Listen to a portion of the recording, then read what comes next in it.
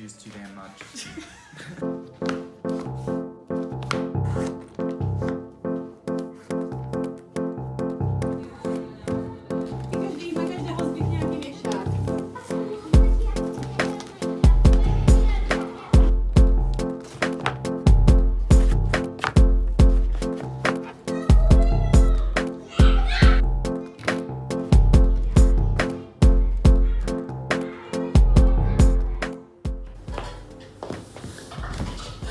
I want to take you along with me for the day. I moved to the Czech Republic 3 years ago, and something that really fascinated me was how everywhere you went, except for like public places, you pretty much take off your shoes every time you enter a building you frequent.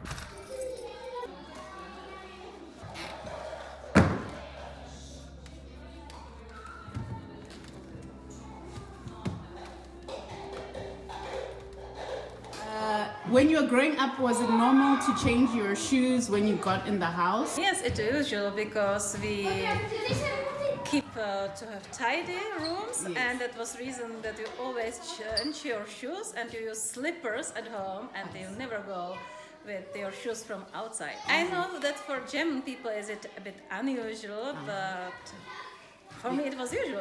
It is for me surprising that it's not normal for each culture.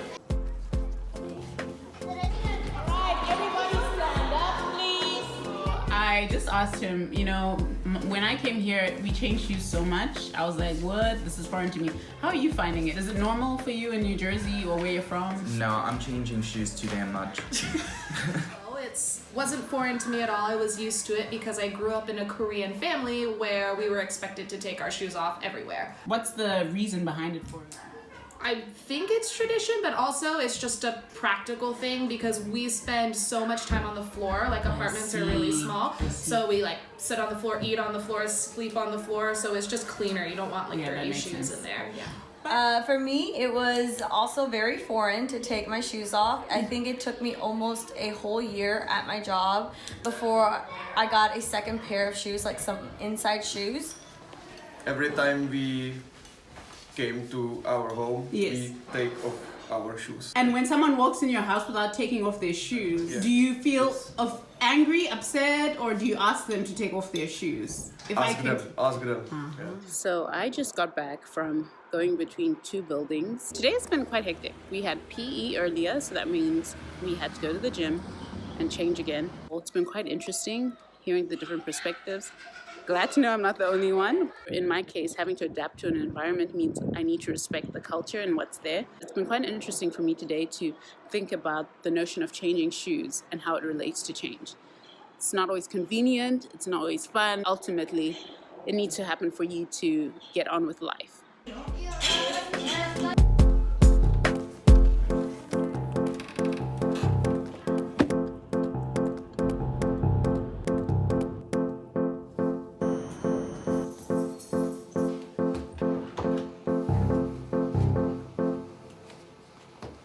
It's the end of the day. I'm here with my fiance, Tom. We've had this conversation before. You alluded to the fact that you cannot imagine someone walking into your house like with their outdoor shoes and just walking around. Well, I can imagine and experience that, but I never felt like comfortable with it.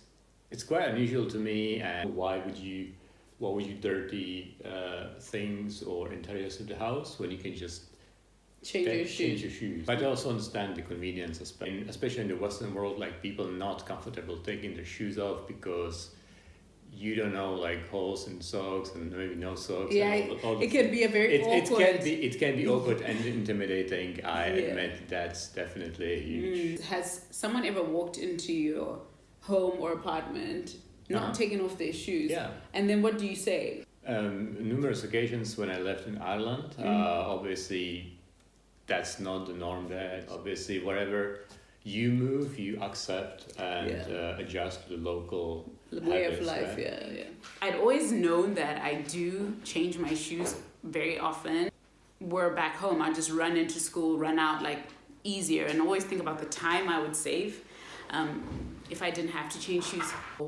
In our culture, or where I come from, Zimbabwe, people do sometimes take off their shoes, especially if they know they've been walking, their shoes are dusty or muddy or it's wet. There's no expectation that you have to take off your shoes. Something that's really kind of come to light for me is the notion that it's also access, right? So if anyone knows anything that's happening in Zimbabwe, economically, it's, you know, very strained, high level of unemployment. I think we're at 90-something% of unemployment. So people really don't have excessive amount of money to just buy extra pairs of shoes. Granted, slippers are not typically extravagant buys. And then I also took it a step further, you know, thinking about my own parents and grandparents. The stories they used to tell me about how they used to walk like 10 kilometers to school with no shoes at all. My parents talking about having one pair of shoes that were worn out. When you think of that journey, it's understandable, I feel, for me to kind of find it interesting. Not so much the taking off the shoes, because I understand being respectful, but then having access to additional pairs of shoes. I think it's been quite interesting, you know, thinking about the idea of adapting to a new environment and what change is like. Change is uncomfortable, often inconvenient. Speaking of inconvenient and uncomfortable, Ukraine recently got attacked by Russia, and it happened all of a sudden with so many Ukrainians displaced. Here, I'm on my way to a peaceful protest in support of Ukraine as they face a change that so many of us could never imagine. And the Czech Republic stands in solidarity with Ukraine, and as they go through this immensely uncomfortable, difficult, tragic time in their history. Podpořit svobodnou Ukrajinu!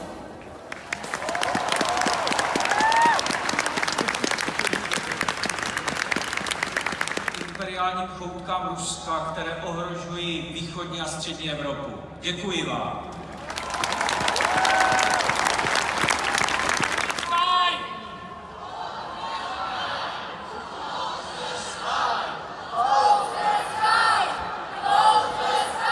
Taken you along with me on a typical day when I go to work and shown you how many times I have to change my shoes.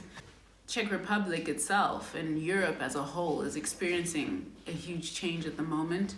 Russia has decided to invade Ukraine, and as a result, a huge number of refugees are displaced from Ukraine and are moving to other parts of Europe to seek refuge. While I've used this analogy of changing my shoes, we're seeing on a really large scale how change truly is something that is difficult. It strains, it's uncomfortable, it's scary oftentimes. People are fearing for their lives out there. Being in a new environment that is not your own home, I came here and instead of causing issue, I decided, I conformed, I got on with it, you know, because I wanted to live peaceably and show respect to the people of this country that I have come to. We see now what's happening in Ukraine. The Russians have had no respect for the Ukrainians and their land and their home, and kind of just stomped in with their shoes, not caring about the furniture. They've come with muddy shoes and just doing whatever they want to. They don't care. And as a result, we see the tension it's caused. It won't just let Ukraine be and join NATO and be a part of the EU. So while my story is on a much smaller scale, we can see how important it is that when in Rome, do as the Romans do.